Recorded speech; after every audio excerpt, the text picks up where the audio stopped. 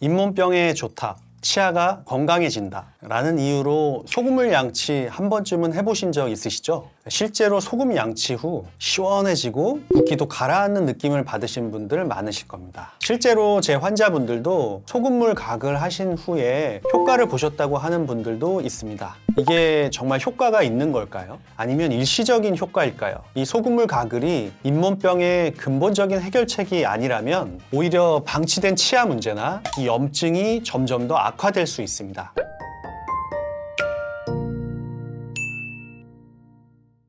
네, 안녕하세요. 16년차 치과의사 유태영 원장입니다. 처음에는 가벼운 붓기나 통증으로 시작하지만 그 상태를 방치하면 치주염이나 치아의 흔들림, 심지어 잇몸뼈가 파괴되는 최악의 상황으로 이어질 수 있다는 사실 아셔야 합니다. 그래서 오늘은 소금물 가글이 잇몸병에 실제로 효과가 있는지, 어떻게 활용해야 올바르게 사용할 수 있는지, 그동안 잘못 사용했던 부분은 무엇인지 자세하게 다 알려드리도록 하겠습니다. 오늘 이 내용을 보고 나면 아, 맞아, 내가 잘못하고 있었네 하실 겁니다.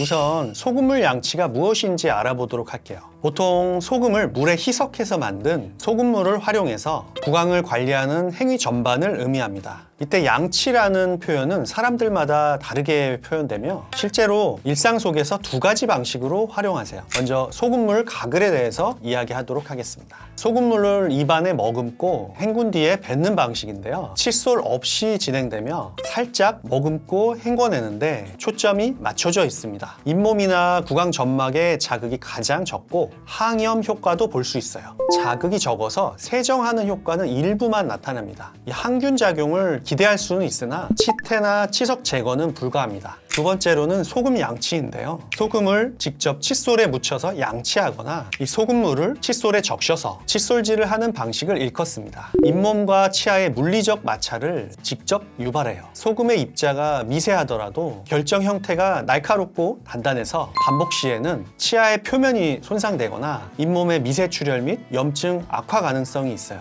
특히 실인리, 잇몸 질환자, 노출된 치경부 환자에게는 오히려 위험한 방식이에요. 일상에서는 이 두 방식을 모두 소금물 양치라고도 부르기도 하지만 저는 환자분들께 소금 양치는 특히 위험 요소로 강조하며 가글만 선택적으로 활용할 것을 권장하는 경우가 많습니다.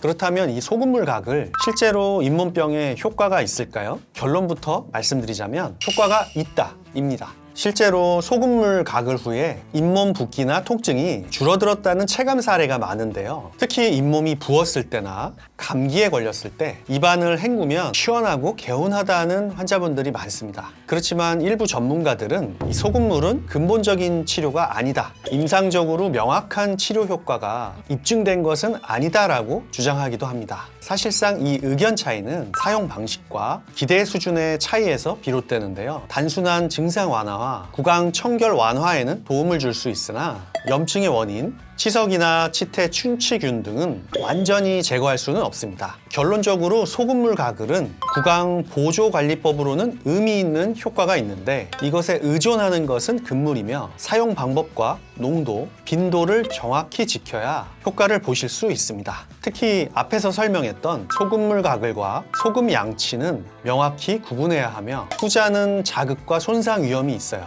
그러면 이 소금물 가글 어떤 효과가 있는지 말씀드려 보도록 할게요. 첫 번째는 항염과 살균 효과입니다. 소금물은 염화나트륨을 포함해 세균의 생장과 대사를 억제하는 작용을 합니다. 특히 입안에 상주하는 세균은 산소가 적은 환경에서 번식하는 혐기성 세균이 많으며 소금물은 이들의 생장 환경을 방해합니다. 염증 반응에서 나타나는 이 사이토카인은 통증과 부종을 유발하는 물질인데요. 소금물이 이들의 분비를 억제하거나 중화시키는 데 일정한 효과가 있어요. 그래서 실제로 가벼운 치은염 초기에 붓는 잇몸에서 소금물로 가글한 후에 통증이 완화됐다는 임상 보고가 존재합니다. 다만 염증의 근본 원인이 치석이나 세균막인 경우 소금물만으로는 완전한 치료가 불가능해요. 그래서 저는 이런 효과를 보기 위해서 소금물 가글을 추천드리는 이유입니다. 소금물 가글은 특별한 장비나 약물이 필요 없이 소금과 물만으로도 가능하기 때문이에요. 초기 잇몸 통증이나 붓기, 칫솔질이 어려운 상황에 1차 대응으로 가볍게 사용하기에는 충분하거든요. 특히 고령층, 청소년 등 부작용 부담이 적은 관리법으로 적합합니다.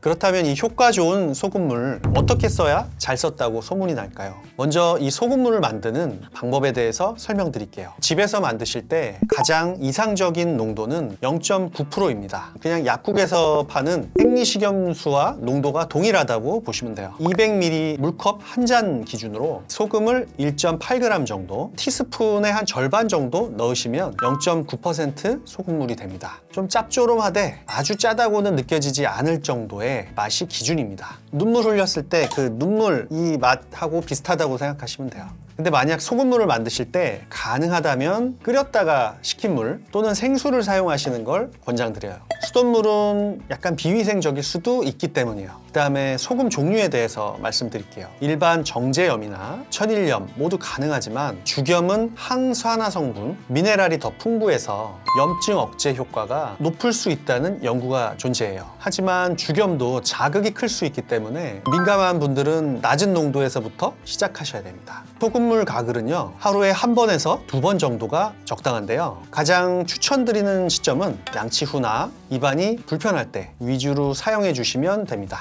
단 식후에 바로 가글하는 것은 추천드리지 않아요. 위산의 역류가 우려되기 때문입니다. 가글 방법은 입안 전체에 골고루 소금물이 퍼질 수 있도록 머금고서 한 30초 정도 후에 헹궈주세요. 근데 이때 절대로 삼키지 말고 꼭 뱉어주셔야 됩니다. 그냥 일반적인 가글 하듯이 목을 이렇게 뒤로 젖히고 가글을 이렇게 하고 뱉어주시면 감기를 예방하는 효과도 있을 수 있어요. 이 소금물로 가글한 후에 다시 헹구실 필요는 없습니다. 단 주의사항에 대해 말씀드리고 싶은 게 있는데요. 중요해서 한 번 더 강조드릴게요. 소금 양치는 절대 금지입니다. 보통 칫솔에다가 이 소금 묻혀가지고 문지르시는 분들 있잖아요. 그렇게 하시면 이 치아 잇몸, 이 표면에 상처가 생길 수가 있어요. 치아 표면은 생각보다 얇고 예민해서 한 번 손상되면 재생되기가 또 쉽지 않아요. 그래서 이걸 장기적으로 사용할 시에 시린이라던가 치경부 마모증으로 진행될 수도 있어요. 그리고 이미 잇몸이 약해져 있는 분들 같은 경우는 외부 자극에 더 민감하게 반응해서 염증이 더 심해질 수도 있어요.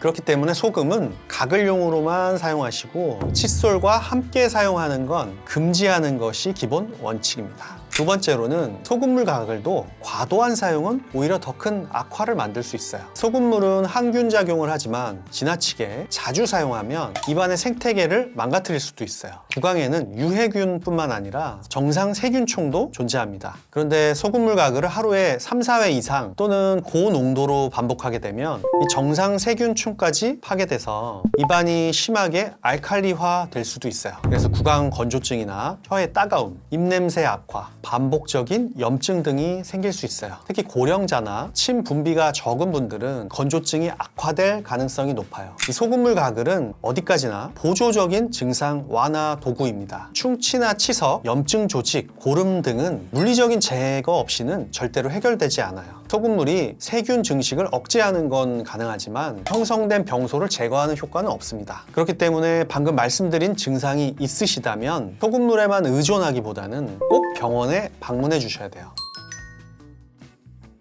그 다음으로는 소금물을 2배 더 효과적으로 쓸 수 있는 방법에 대해서 알려드릴게요. 첫 번째로는 바로 양치입니다. 부드러운 칫솔로 저자극 치약을 사용해서 2, 3분간 꼼꼼하게 칫솔질을 해주세요. 치간 칫솔이나 치실 등을 사용해서 치아 사이까지 정리해 주신 다음에 마지막으로 제가 말씀드렸던 농도의 소금물로 30초 정도 입안을 헹궈주세요. 그렇게 되면 잇몸병의 촉이나 구강 건강 상태를 유지하는데 아주 효과적인 도움을 받을 수 있습니다. 그리고 두 번째로는 치실인데요. 제가 이전 영상 영상에서도 말씀드렸었는데 이 양치질을 한 후에 본인에게 딱 맞는 크기의 치간 칫솔을 활용하셔서 일반 양치질로 제거되지 않았던 음식물 찌꺼기라던가 치석을 제거해 주세요. 제가 앞에서도 말씀드렸지만 한 번 더 강조드리는 이유는 많은 환자분들이 이 양치질을 대충 하시고 오히려 더 소금물에 의존하시는 경우가 더 많아요. 제가 오늘은 이 소금물에 대한 효과를 말씀드린 거는 사실이지만 사실 우리를 고통스럽게 하는 잇몸병이라던가 구강 내 염증 질환의 근본적인 해결책은 바로 이 구강 보조 도구 치간 칫솔이나 치실입니다. 제가 이전 영상에서도 중요성이라든가 사용 방법에 대해서 알려드렸으니까요. 꼭 한번 사용 방법을 익히셨으면 좋겠습니다.